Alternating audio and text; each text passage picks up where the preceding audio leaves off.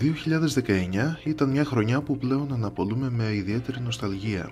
Κυρίως επειδή τα επόμενα χρόνια μας έφεραν αντιμέτωπους με μια πρωτόγνωρη κατάσταση και μας στέρισαν πολλά αγαθά που μέχρι τότε θεωρούσαμε δεδομένα, όπως είναι η προσωπική ελευθερία.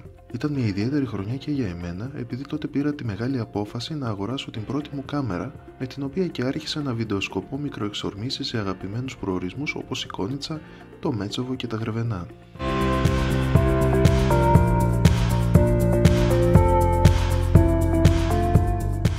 Φυσικά, εκείνη την περίοδο δεν είχα στόχο να δημιουργήσω κάποιο κανάλι ούτε να κάνω εκπομπές και την ήθελα απλώς για να παθανατίζω όμορφα στιγμιότυπα και διαδρομές ώστε να τα παρακολουθώ αργότερα, καθώς εργαζόμουν πολλές φορές κλεισμένος για μέρες στο γραφείο μου. Η ιδέα για το κανάλι μου ήρθε την άνοιξη του 2020 κατά τη διάρκεια του πρώτου lockdown. Τότε ήταν που ανέβασα και το πρώτο μου βίντεο, τη μαγευτική διαδρομή από την Κόνιτσα ως το Επταχώρι.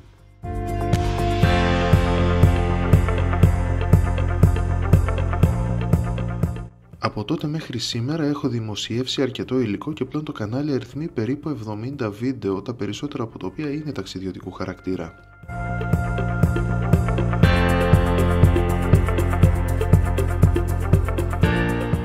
Με τον ερχομό του 2022 συμπληρώνουμε 2 ολόκληρα χρόνια ζωής υπό συνθήκες πανδημίας με ό,τι αυτό συνεπάγεται, οπότε η ευχή μου είναι να επιστρέψουμε γρήγορα στην κανονικότητα και στην πλήρη ελευθερία χωρίς διακρίσεις μεταξύ εμβολιασμένων και μη εμβολιασμένων.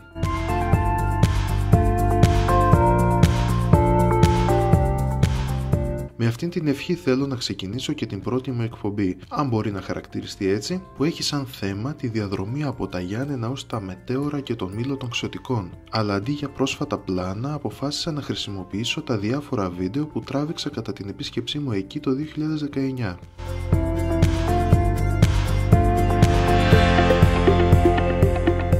Φυσικά τα πλάνα είναι εντελώς ερασιτεχνικά, οπότε αν περιμένετε κάτι στο στυλ των εκπομπών Happy Traveler και εκπομπή με το τροχόσπιτο, πολύ φοβάμαι ότι θα απογοητευτείτε.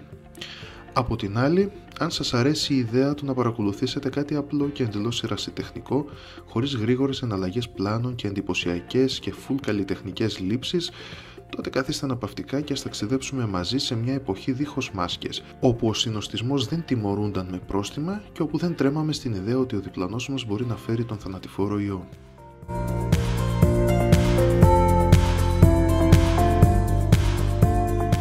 Το ταξίδι μας ξεκίνησε στις 26 Δεκεμβρίου του 2019 από τα Ιωάννινα. Αφού πρώτα εφοδιαστήκαμε με τα απαραίτητα καφεδάκια και σνακ, μπήκαμε στο μικρό αλλά γενναίο αυτοκινητάκι μας και ξεκινήσαμε για μια χειμωνιάτικη μονοήμερη εκδρομή στα Τρίκαλα. Το πρώτο σκέλος της διαδρομής είναι και το πιο εύκολο. Το ταξίδι από τα Γιάννενα ως τον κόμβο του Μαλακασίου γίνεται μέσω της Εγνατίας Οδού, διαρκεί από 45 έως 50 λεπτά και έχει 2 μετοπικά διόδια, της Παμβότιδας και του Μαλακασίου.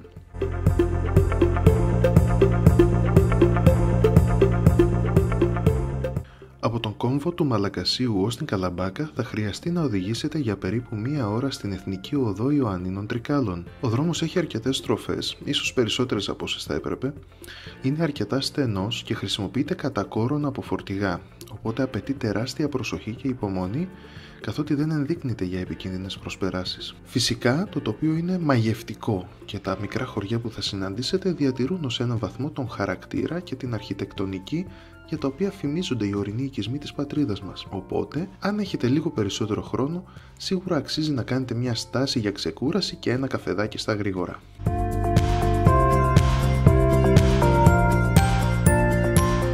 Εμείς, επειδή σταθήκαμε τυχεροί και δεν συναντήσαμε βαριά οχήματα, αλλά και επειδή βιαζόμασταν μιας και έπρεπε να επιστρέψουμε την ίδια ημέρα στα Γιάννενα, αποφύγαμε οποιαδήποτε στάση πριν από τον πρώτο μας σταθμό, τα Μετέωρα. Αυτό είναι φυσικά και ένα λάθος που μετανιώνουμε, κάτι που ελπίζουμε να επανορθώσουμε, Θεού θέλοντος, το καλοκαίρι του 2022.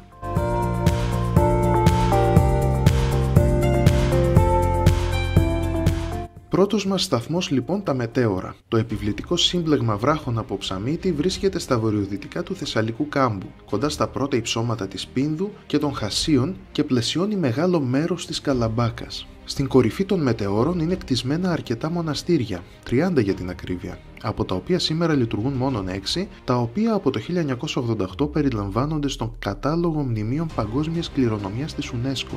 Η κατοίκησή τους φαίνεται να ξεκίνησε μεταξύ του 10ου και 11ου αιώνα ενώ στις μέρες μας αποτελούν το δεύτερο πιο σημαντικό μοναστικό συγκρότημα στην Ελλάδα μετά το Άγιο Όρος. Το όνομα Μετέωρα αποδίδεται στον κτήτορα της Μονής Μεγάλου Μετεώρου, τον Άγιο Αθανάσιο τον Μετεωρίτη, ο οποίος ονόμασε Μετέωρο τον πλατή λίθο, στον οποίο ανέβηκε πρώτη φορά το 1344.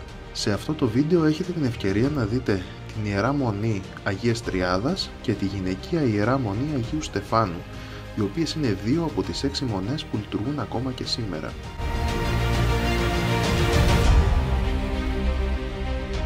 Έχοντας πάρει τη δόση μας από τσουχτερό κρύο και μαγευτικό τοπίο, μπήκαμε στο αυτοκίνητο και συνεχίσαμε το ταξίδι μας ως τα Τρίκαλα. Η διαδρομή εδώ είναι πανεύκολη. Ο δρόμος από ένα σημείο και μετά είναι απλώς μια τεράστια ευθεία με 2 λωρίδες ανακατεύθυνση. Η απόσταση από τα Μετέωρα ως τα Τρίκαλα είναι περίπου 25 χιλιόμετρα και ένας μέσος φυσιολογικός οδηγός θα τη διανύσει σε περίπου 20 με 25 λεπτά.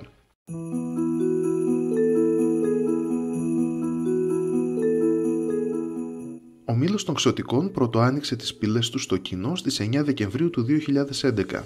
Αποτελεί ένα από τα σημαντικότερα και πιο φαντασμαγορικά χριστουγεννιάτικα θεματικά πάρκα της χώρας μας.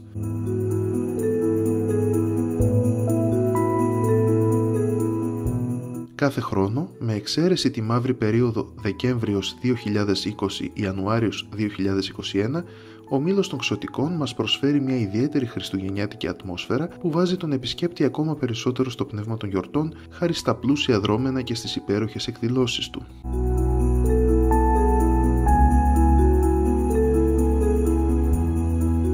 Το θεματικό πάρκο στεγάζεται στον Μήλο Ματσόπουλου. Ο Μήλος Ματσόπουλου αποτελεί ένα από τα πιο σημαντικά νεότερα πολιτιστικά μνημεία της πόλης των Τρικάλων. Είναι ένα βιομηχανικό κτίριο που κτίστηκε στα τέλη του 19ου αιώνα και αποτελούσε κάτι το πρωτοποριακό τόσο για την πατρίδα μας όσο και για ολόκληρα τα Βαλκάνια.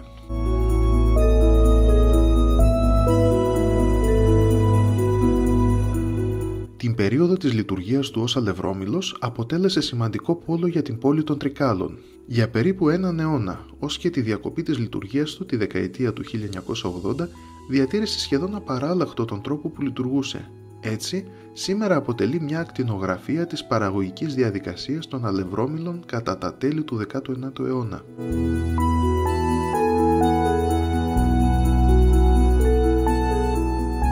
Ο μηχανολογικός εξοπλισμός παραμένει ακόμα και σήμερα σχεδόν ακέραιος και στη θέση του, διατηρώντας έτσι όλες τις αντιπροσωπευτικές μηχανές της γραμμής παραγωγής για την αλευροποίηση του σιταριού. Το κτηριακό συγκρότημα του Μήλου έχει χαρακτηριστεί ως ιστορικό διατηρηταίο γιατί αποτελεί αξιόλογο δείγμα βιομηχανικής αρχιτεκτονικής όπως αυτή διαμορφώθηκε τον περασμένο αιώνα στον ελλαδικό χώρο.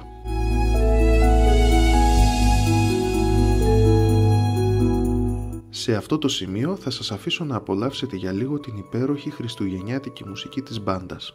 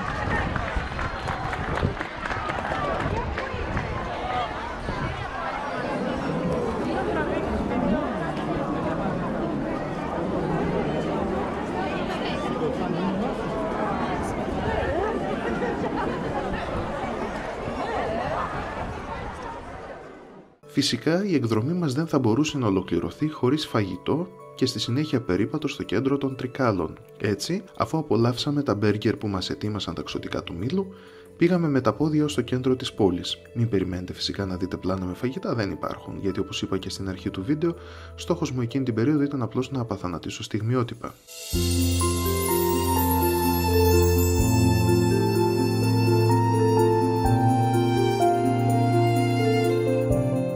Εκτός από τον Μήλο, τα Τρίκαλα φημίζονται επίσης για την τεχνολογική τους ανάπτυξη.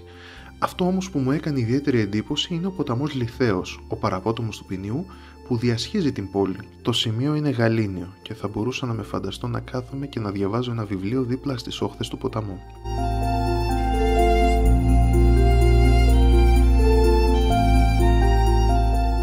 Σε αυτό το σημείο η εκδρομή μας είχε πλέον φτάσει στο τέλος της και ο ήλιος είχε αρχίσει να γέρνει στον ορίζοντα.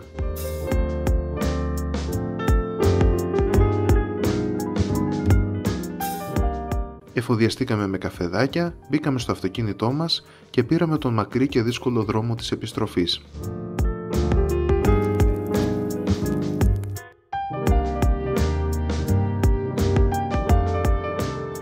Κάπου εδώ η τύχη μας είχε πέσει για ύπνο, οπότε και συναντήσαμε αρκετή κίνηση από την Καλαμπάκα ως τον κόμβο του Μαλακασίου, με τα φορτηγά να δυσκολεύουν ακόμα περισσότερο την κατάσταση.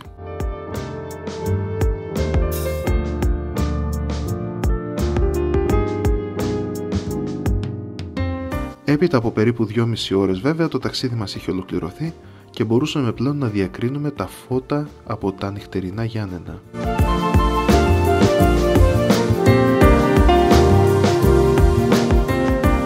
Σας ευχαριστώ που παρακολουθήσατε ως το τέλος την εκπομπή. Αν σας άρεσε πατήστε like, κάντε εγγραφή και αφήστε ένα όμορφο σχόλιο. Μπορείτε επίσης να στηρίξετε αυτή την προσπάθεια και τις μελλοντικές μέσω του συνδέσμου Buy Me a Coffee που θα βρείτε στην περιγραφή του βίντεο. Για το 2022 σας εύχομαι ό,τι καλύτερο, πάνω απ' όλα αγάπη, χαρά και υγεία. Ελπίζω να τα πούμε ξανά σύντομα σε μια νέα εκπομπή.